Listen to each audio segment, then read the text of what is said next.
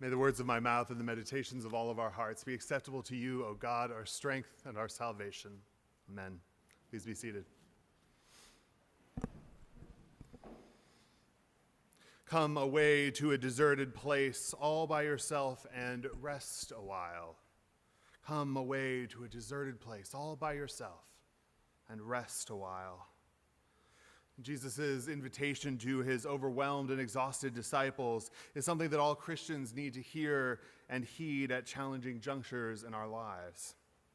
Jesus tells the disciples that they need a break because they have been ceaselessly coming and going with no leisure even to eat as they went about their ministry, which I can only imagine led to hanger, if not downright crankiness, which was not exactly a good look on those who were meant to be following in Jesus' beatific footsteps.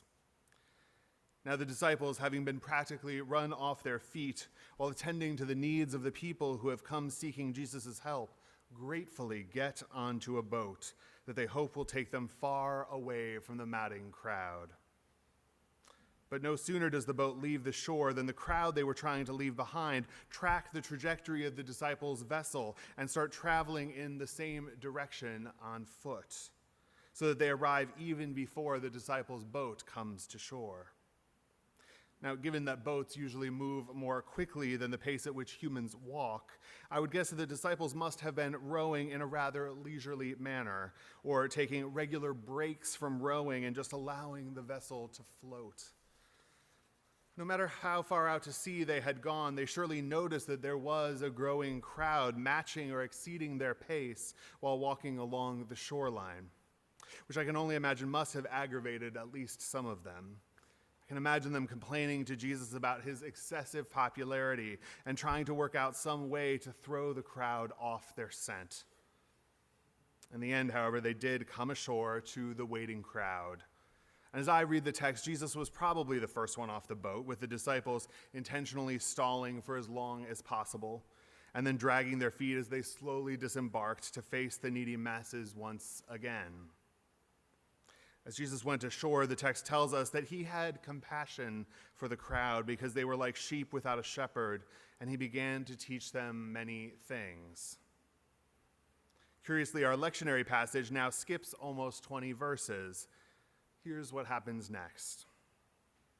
When it grew late, Jesus' disciples came to him and said, "This is a deserted place, and the hour is now very late.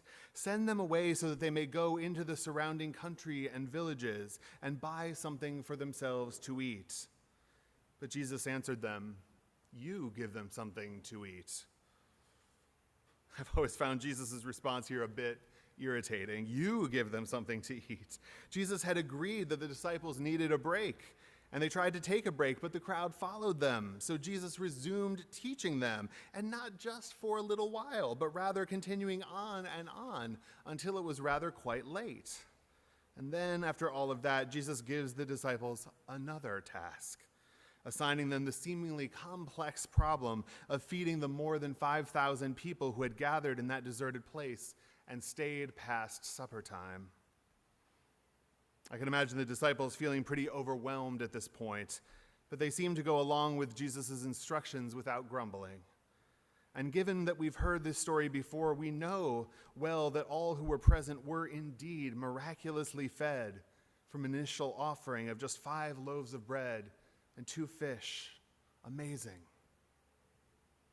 After the crowd had been fed, the text tells us that Jesus immediately made his disciples get into the boat and go on ahead to the other side, to Bethsaida, while he dismissed the crowd. And after saying farewell to them, Jesus went up the mountain to pray. Now, the text does not immediately suggest why Jesus sends the disciples away, but clearly, at this juncture, Jesus was in need of a moment of respite for himself. Yet even as Jesus was recollecting himself, he was still aware of the disciples out on the open sea.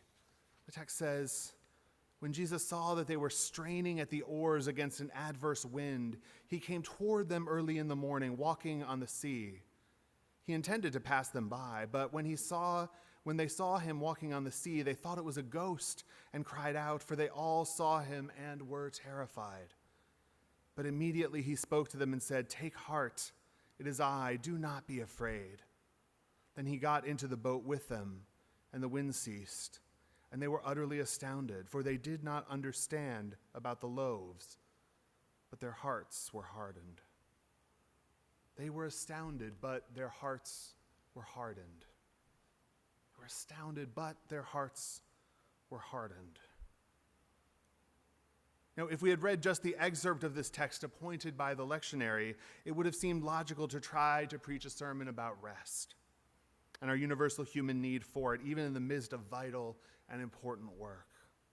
And yet, in the broader context of Mark's gospel, this seems to be even more significantly a text about faith. The disciples had a ringside view of all that Jesus was doing among the people. They saw him heal. They saw him multiply loaves and fishes. They saw him walk on water. And although they were astounded, they did not understand, and their hearts were hardened. Even with front row seats, it's not entirely clear that the disciples had much faith yet.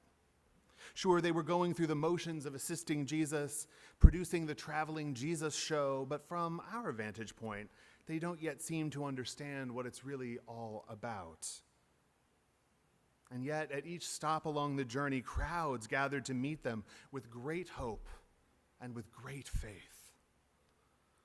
The text relates that when they got out of the boat at Gennesaret, the people at once recognized Jesus and rushed about that whole region and began to bring the sick on mats to wherever they heard he was.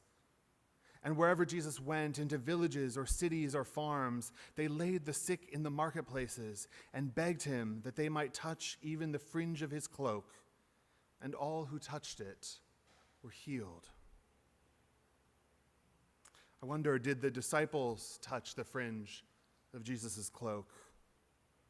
Did the disciples know that they too needed to be healed? Or were they still too busy coming and going with no leisure even to eat, nor time to contemplate the condition of their souls? Were they perhaps convinced as part of Jesus' inner circle that they were somehow above needing that which he was offering to the destitute and the downtrodden who flocked to him with their garish displays of desperation? Or were they simply too self-righteously busy to notice their own need? Indeed, perhaps even greater than their need for rest was their need to be healed. Healed of their hardness of heart, healed of all that kept them from being astonished in and from the very depths of their being. They needed not only to follow Jesus, but to be converted to faith in Jesus. They needed to not only serve Jesus, but to become servants of the vision of Jesus. Indeed, at this juncture, the disciples have not yet seen the whole picture of who Jesus is and what he is doing. The whole picture will be revealed over time, of course, to those who have eyes to see.